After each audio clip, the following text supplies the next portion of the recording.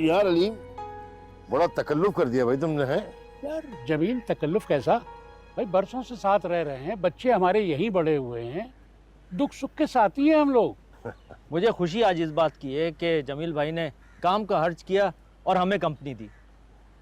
मेरी तो दुआ है कि अल्लाह पाक अहले मोहल्ला की ये मोहब्बत और भाईचारा हमेशा कायम रखे। आमीन आमीन। ये हमसायों के बड़े हकूक होते हैं, और अगर हमसाए अच्छे हो तो मोहल्ला अमन का गहवारा बन जाता है। बेशक। लो यार अलीम भाई, दुकान पे चलता हूँ मैं, लड़कों पे ज्यादा देर दुकान छोड़ना ठीक नहीं है। अरे कहाँ चले जमील यार, बैठो, अभी बात करनी है तुमसे।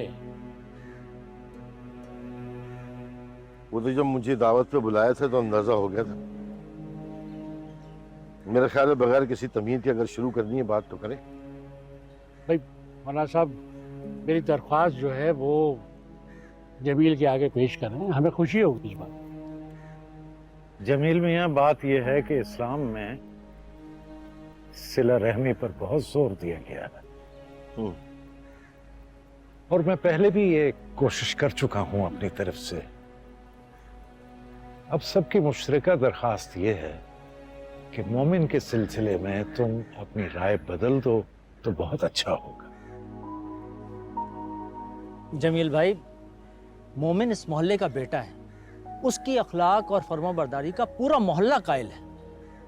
फिर देखो जमील, तुम्हारे बार बार इनकार करने के बावजूद शहजाद की यही ख्वाहिश है कि वो अपने बेटे मोमिन के लिए तुम्हारी बेटी का रिश्ता दे।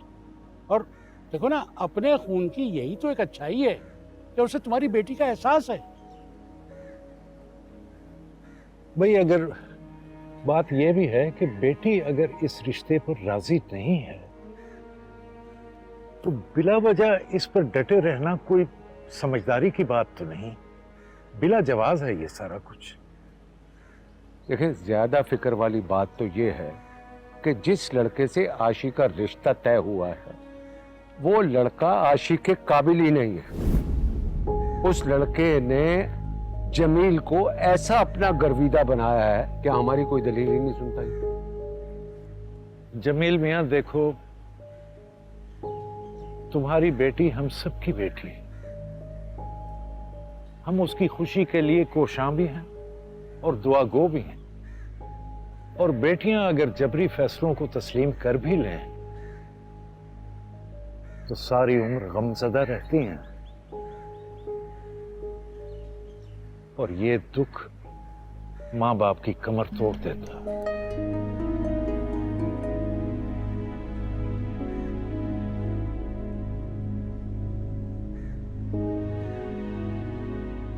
हो गया खत्म। आप लोगों का बहुत शुक्रगुजार हूं कि आपने मेरी बेटी को अपनी बेटी समझा और उसके बारे में सोचा। जब दावत दी थी ना अलीम ने मुझे, मैं उसी वक्त समझ गया था कि शहजाद भाई के कहने पे हुई। मुझे गुमान था कि अगर मैं अपने घर बुलाता तो तुम मेरे घर में ना आते। आप तो हमेशा से बदगुमान ही रहे मेरे खिलाफ। जितना बुरा आपने मुझे समझ रखा है इतना बुरा हूं नहीं मैं। नहीं जमील, मैंने तुम्हें कभी बुरा नहीं समझा। मुझे तो तुमसे सिर्फ इतना शिकवा है कि तुमने मुझे अपना नहीं समझा। अल्लाह ही है, अल्लाह ही है जो दिलों की कदूरतों को दूर कर दे, वरना शैतान तो वो है कि आग लगाकर दूर खड़ा होकर तमाशा देखता। क्या ही अच्छा हो जमील मियां कि तुम अगर शैतान को शिकस्त दे दो। पहले यहां तो लड्डू मौलाना साहब, वहां की तो बाद में देखी जाएगी। आपको जो भी इत्तलात मिल रही है ना वो सब गलत है। शहजाद भाई ने आपसे ये कहा है ना कि मेरी बेटी इस रिश्ते पर रजामंद नहीं है, ये सही बात नहीं है, वो रजामंद है। हाँ मानता हूं पहले वो रजामंद नहीं थी, लेकिन अब रजामंद है। फखर से शादी पे कोई एतराज नहीं है उसे। जमील, तुम गलत बयानी से काम कर रहे हो। अच्छा, आप बताइए मौलाना साहब, अगर मेरी बेटी के रिश्ते पे रजामंद है तो क्या मैं खिलाफ शरा काम कर रहा हूं? और शहजाद भाई जगह जगह मुझे बदनाम करते फिर रहे हैं, ये सब जायज है? नहीं जमील, मैं तुम्हें बदनाम नहीं कर रहा, मैं तो सिर्फ इल्तिजा कर रहा हूं कि तुम बच्चों की खुशी का ख्याल करो। वही बात फिर। एक काम करें मौलाना साहब, आप जाके कोई भी ना मेरे घर भेज दे किसी को, मेरी बेटी की रजामंदी पूछने। बल्कि किसी को क्या भेजना, शहजाद भाई खुद जाए और पता कर ले। क्यों?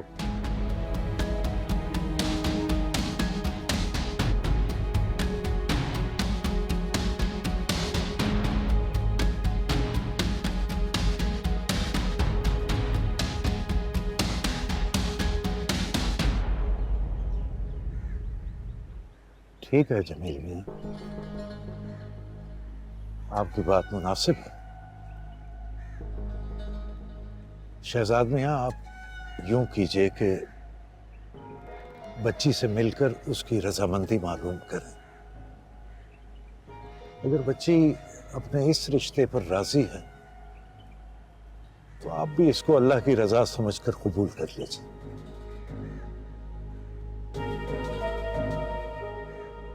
ठीक है।